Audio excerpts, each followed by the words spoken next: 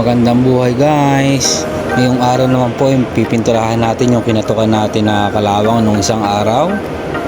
Ayun guys, kasama ko magtimpla siya ng pintura. Pintura namin that's pa lang.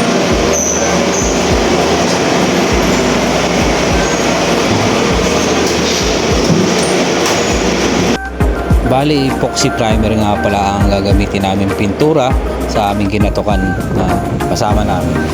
O, ayan siya. Punta na kami sa lugar kung saan namin pinturahan. So, ayan guys. So, medyo mainit dyan sa loob. So guys, after namin kinatukan, pinturahan naman namin kinatukan.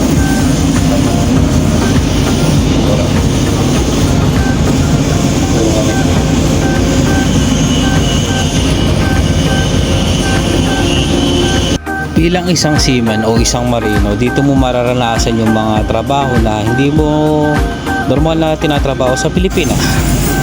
Hindi muna akong tubig saglit guys. Ay, ito mo. Tapos may pintura, may thinner. Pero at least may bawal naman.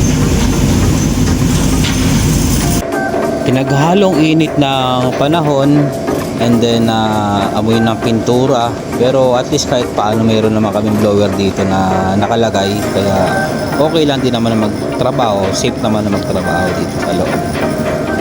Kaya minsan nakala ng iba na hindi naman marino, akala nila pasosyal kami pag umuwi, pero hindi nila alam na yung trabaho namin dito is halos parehas lang din ang trabaho sa Pilipinas. Ang pinagkaiba lang din is maalon at saka yun nga, may extra job na hindi normally ginagawa na trabaho sa Pilipinas o sa lupa. Kaya sa mga future o aspiring seaman na gustong magbarko, siguraduhin nilang na buo ang loob nyo. So guys, mag-fish na po namin ng first primer dito sa dito. Para hindi namin natapos kagabi, tinapos ang napalitan namin.